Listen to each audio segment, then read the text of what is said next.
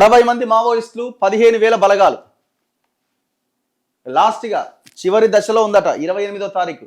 రేపు 29, ఎల్లుండి 30, మధ్యలో 2 రోజులే ఉంది. అమిత్ షా కేంద్రం పెట్టిన dead line March 31. So March 31 కేవలం 2 రోజుల దూరంలో ఉన్నాం మనం. సో ఆ 2 రోజుల దూరంలో ఉన్న సమయంలో 60 మంది మావోయిస్టులని పట్టుకోవాలి. ఇప్పుడు 60 మంది మాత్రమే ఉన్నారట. దానికోసం 15,000 బలగాలు వేట కొనసాగిస్తున్నాయి.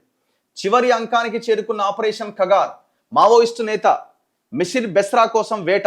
అడవుల్లోకి సిఆర్పిఎఫ్, ఐటీబీపీ, బిఎస్ఎఫ్ దళాలు. రంగంలోకి 3 రాష్ట్రాల పోలీసులు.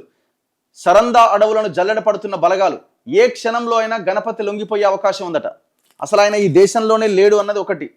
ఈ మావోయిస్టు పార్టీలో మొదటి తరం నాయకుడు గణపతి. మొన్న వీళ్ళ సమకాలికుడైన మల్లా రాజిరెడ్డి గారు లొంగిపోయారు. ఈయన ఎక్కడున్నారు గణపతి అంటే ఆయన ఇక్కడ లేరు, విదేశాల్లో ఉన్నారనే వార్తలు వచ్చినాయి. మరి ఆయన కూడా లొంగిపోయే అవకాశం ఉందన్నది ఒక వార్త. ఇగో మావోయిస్టు కీలక నేత గణపతి అలియాస్ ముప్పాళ్ల కేశవరావు ఏ క్షణంలో అయినా లొంగిపోయే అవకాశం ఉన్నట్లు విశ్వసనీయ వర్గాలు తెలిపినాయట.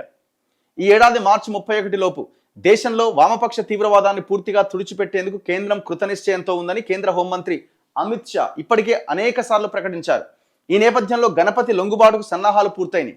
30వ తేదీన 193 నిబంధన కింద పార్లమెంట్లో తీర్మానాన్ని ప్రవేశపెట్టించాలని షా నిర్ణయించడంతో గణపతి లొంగుబాటు ఖాయమని అధికార వర్గాలు భావిస్తున్నాయి. ఈ నిబంధన కింద అత్యవసర ప్రజా ప్రాధాన్యత గల అంశంపై తీర్మానాన్ని ప్రవేశపెట్టేందుకు అవకాశం ఉంది. TDP MP Byreddy Sabari, Shiv Sena MP Eknath షిండేతో ఈ తీర్మానాన్ని ప్రవేశపెట్టించి స్వల్ప వ్యవధి చర్చ నిర్వహించాలని ఇప్పటికే నిర్ణయించారు.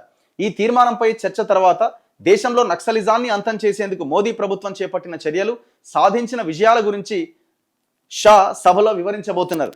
2025 మేలో పార్టీ ప్రధాన కార్యదర్శి నంబాల కేశవరావు అలియాస్ బసవరాజు, ప్రభాకర్ రావు, పర్కాల్ వీర్, పడకల్ స్వామి, చందన్ రావు, మాడ్వి హిడ్మా తదితరులు ఎన్కౌంటర్లో హతమవడం, మల్లోజుల వేణుగోపాలరావు, దేవ్జీ, మల్లా రాజిరెడ్డితో పాటు దాదాపు 4,000 మంది మావోయిస్టులు లొంగుబాట పట్టడంతో నక్సలిజం దాదాపు అంతరించిపోయినట్లయిందట.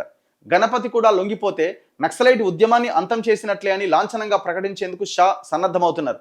గణపతి సోదరుడు రామచంద్రరావు ఇప్పటికే తన సోదరుడి లొంగిపోయి జనజీవన స్రవంతిలో కలవాల్సిందిగా అభ్యర్థించారు. ఈ నెల 4వ తేదీన ముఖ్యమంత్రి రేవంత్ రెడ్డి, డీజీపీ శివధర్ రెడ్డి వీళ్ళంతా ఏదో మాట్లాడినట ఎవరు అమిత్ షా తోటి. మొత్తానికి 2 రోజుల సమయంలో మరి వీళ్ళంతా లొంగిపోతారా? అంతా అంటే 60 మంది ఉన్నారట. ఇంకా 60 మందితో పాటు 2 కీలక నాయకులు మిసిర్ బెస్రా అండ్ గణపతి, ఈ 2 కీలక నాయకులు ఉన్నారట.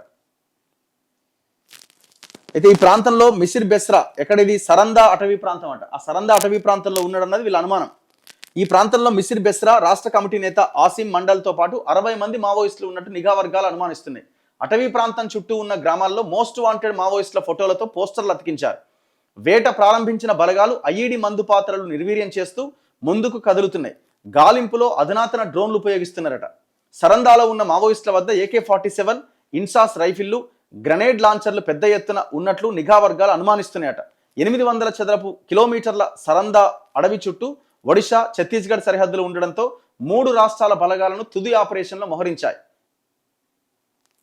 సో ఇలా ఉండగా కీలక నేత గణపతి, ఆయన భార్య రత్నాభాయ్, వార్తా శేఖర్, కమాండర్ రేలా లొంగిపోతే తెలంగాణలో మావోయిస్టులు లేని రాష్ట్రంగా మారినట్లే అని నిఘా వర్గాలు అంటున్నాయి.